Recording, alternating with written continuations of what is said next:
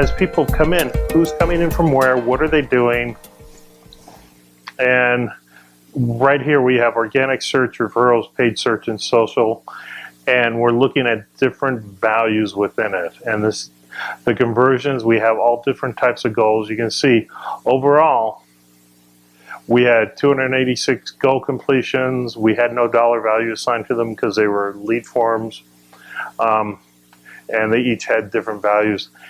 And that was a 13.26 goal conversion, which meant basically a little less than, or a little more than 1 out of 8 people who came to the site actually accomplished a goal for us.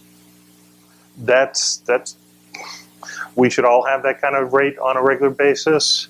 Generally, depending on what you're doing, it's in the single digits, but 1 out of 8 people, that's a great ratio. And again, we can break it down by the different channels they came in through.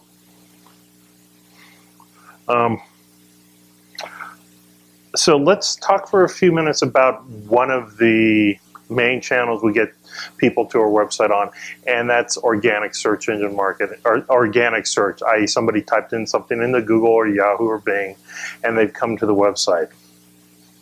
Back in the day, this is going to sound like back in the day, I had to walk to school uphill both ways in the snow.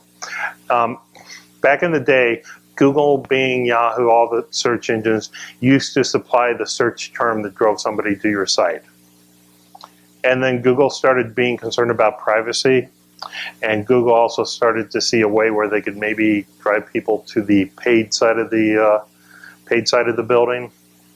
And they started saying, well, if somebody is signed into a Google account in any way, shape, or form, we're not going to violate their privacy.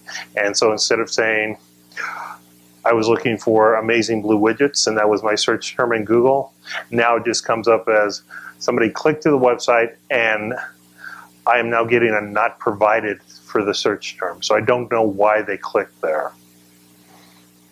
Google initially said it would be under 5%. And then they said it would be under 20%.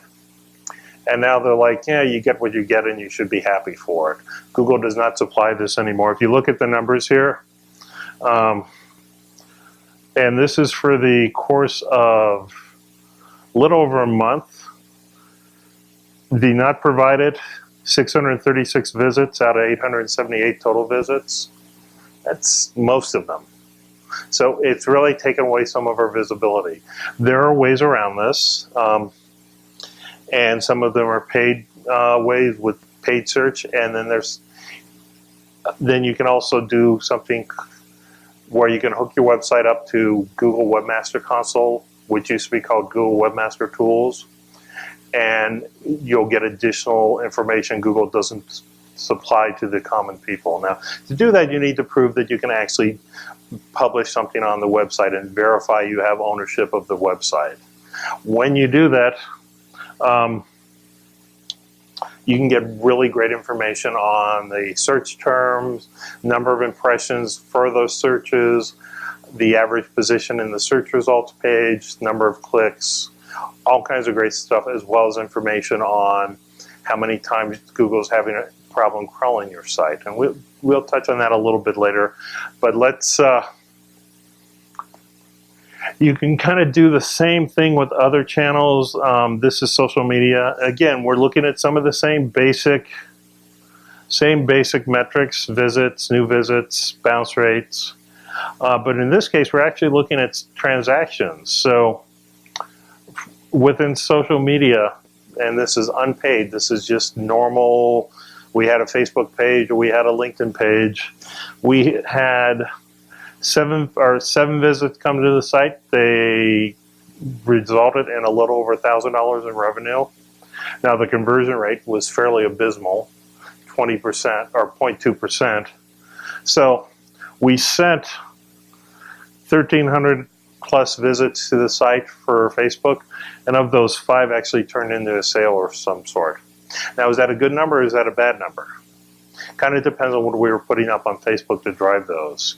If it was a free shipping offer or some kind of immediate promotional discount, probably not a great number. But if we were just doing some kind of brand awareness and aren't we a great company page on Facebook, and we had those people come to the site, then that 0.36% can be acceptable. It depends on how you're driving the people to the site. You had a question? I'm trying to follow along a little bit in my own Google Analytics. And I had also been told by that not to find it. Research terms defined is overall is 94%. And so it's just research. And what did you say we did? Okay. So her question is, the not provided is pretty much everything on her organic search, and how do we work around that? I'd mentioned Google Webmaster Console. I'll kind of show you how to get there right now.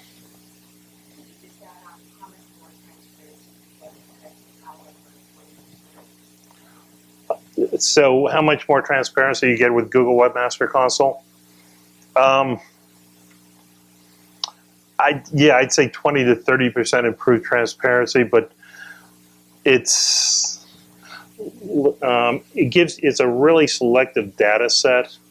So I'm going to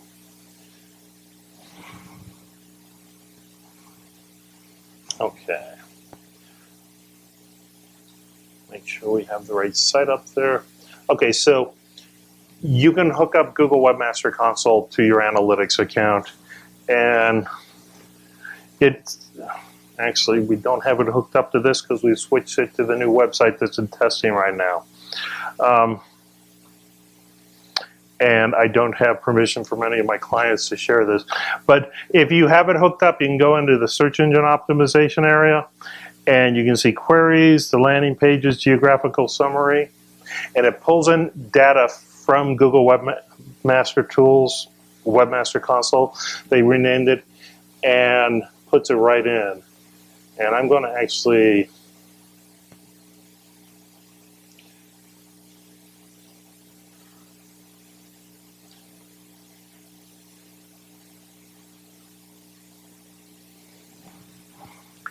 so this is some of the information you can get from Webmaster Console: queries, pages, countries, search type, and you can have it mobile, desktop. And then down here, let's go. You can see how many clicks, you can see the page they came from, and this is really great information. Now, these are the actual search terms. So look at this. People love Lori Beasley.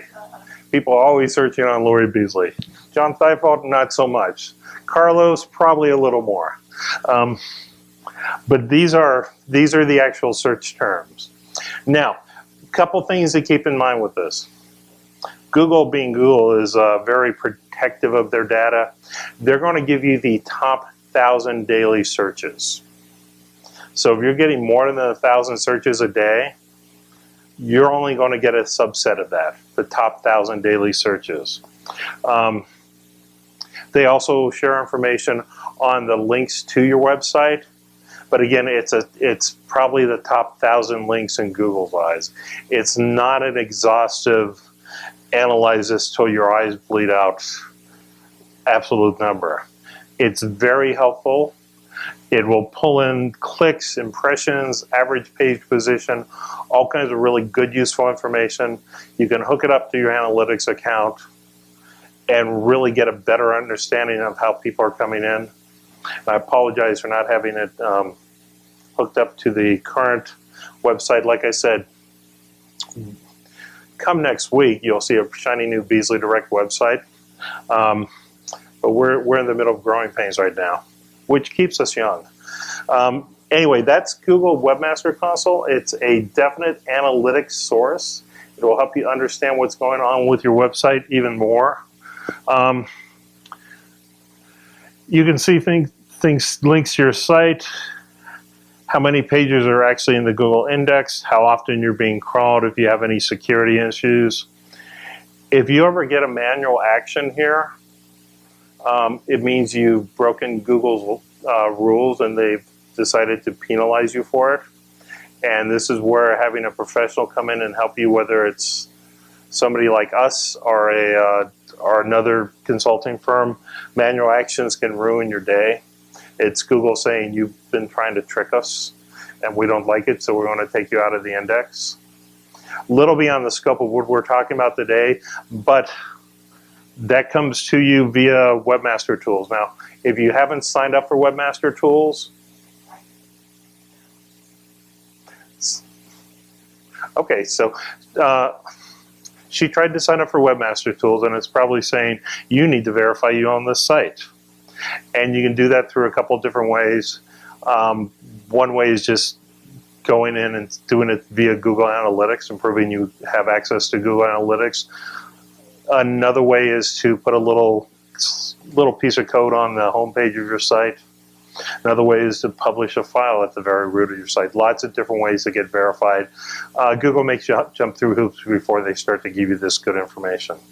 So that's Webmaster Tools, aka Webmaster Console being the current name. It's an incredibly useful, helpful web analytics supplement, but it doesn't cover everything Google Analytics will do. Google Analytics looks at your site on people who actually get there. Webmaster Console and its brother, Bing Webmaster Toolbox, looks how people get to your site. So one's outside, Google Analytics is inside. One thing to notice, Google has added a whole section on mobile interaction with your website, and that's something you want to pay attention to.